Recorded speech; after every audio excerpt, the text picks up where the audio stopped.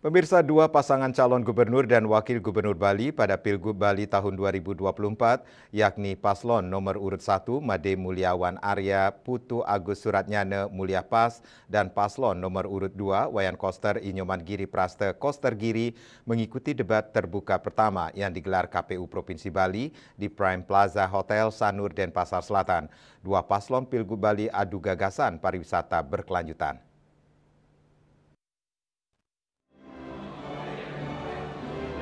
Komisi Pemilihan Umum KPU Provinsi Bali sukses menggelar debat terbuka pertama pasangan calon gubernur dan wakil gubernur Bali tahun 2024. Debat yang mempertemukan dua pasangan calon Made Mulyawan Arya, Putu Agus Suratnyana, Mulya Pas dan Wayan Koster Nyoman Giri Praste, Koster Giri tersebut mengusung tema memformat Bali menuju pariwisata berkelanjutan. Ketua KPU Bali Idewo Gede Agung Didartawan dalam sambutannya menyampaikan debat publik pertama ini merupakan rangkaian tahapan kampanye untuk mendalami visi misi kedua paslon. Isu strategis pariwisata sengaja dipilih pada debat pertama mengingat sektor tersebut merupakan motor penggerak perekonomian Bali. Debat terbuka pasangan calon gubernur dan wakil gubernur adalah bagian dari masa kampanye atau metode kampanye dilakukan dalam rangka mendalami visi misi para calon, sehingga masyarakat dapat memetik apa yang diinginkan dan calon mana yang mungkin bisa dipilih dalam rangka pemilihan 5 tahun ke depan. Dari debat pertama ini, nanti kita akan lakukan evaluasi, ya, apa-apa yang mungkin kita bisa tekankan. Jadi saya sekarang cuma kepingin teman-teman yang memberikan masukan ke kita. Kira-kira debat tadi itu sudah mencerminkan debat yang adil, kemudian dan sebagainya. Nanti teman-teman beri masukan ke kita. Teman-teman kan yang lihat hasil kolaborasi yang kita lakukan dengan perumus, panelis, teman-teman sudah lihat. Selama 120 menit debat berlangsung, kedua pasangan calon gubernur dan wakil gubernur menawarkan sejumlah program untuk mewujudkan pariwisata berkelanjutan. Calon gubernur Bali nomor urut 1 Made Mulyawan Arya menyampaikan, cetak biru kepariwisataan Bali perlu dibenahi mulai dari tata kelola sehingga bisa mewujudkan pariwisata berkualitas. Lebih awal akan dibuat blueprint akan kemana arah pariwisata ini. Terkait sudah keluarnya surat edaran moratorium untuk pembangunan, hal yang bagus untuk jeda untuk 1 tahun dalam membenahi tata kelola semuanya. Intinya kita buat blueprintnya dulu, mau kemana arah pariwisata ini. Dan kemarin sudah keluar surat edaran moratorium untuk pembangunan, mungkin itu bagus jeda untuk satu tahun ya, sudah setahun kita benahi semuanya, benahi tata kelola semuanya. Setelah itu kita perbaiki lagi. Ditambahkan Mulya Arya, pihaknya bakal mengusung tagline Bali Dwi Pajaya menuju Indonesia Emas.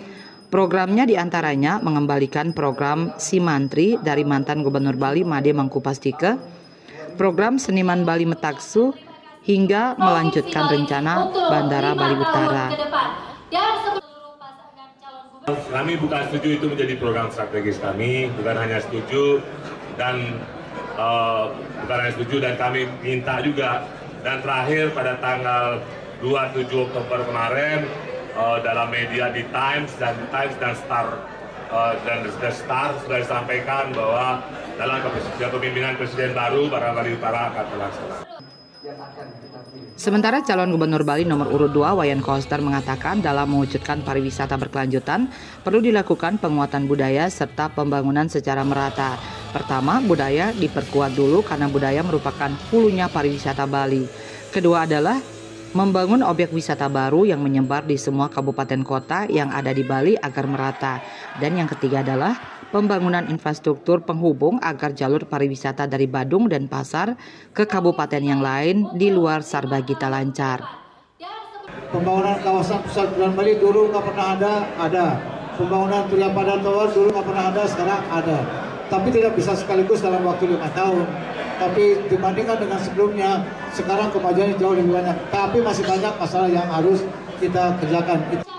Ditambahkan paslon nomor urut 2 tersebut program pariwisata berkelanjutan diantaranya mulai dari restorasi Pura Besakih, program Pusat Kebudayaan Bali Turya Pada Tower, pembangunan gedung parkir Pura Batur, membangun Jalan Batur Besakih, Jalan Baru Sangyang Ampu dengan terowongan, membangun Jalan Tol Gilimanuk Mengui yang saat ini sedang tahap pembebasan lahan dengan APBN 500 miliar rupiah untuk tahap pertama hingga membangun gedung parkir untuk mengurai kemacetan di Pelabuhan Sanur.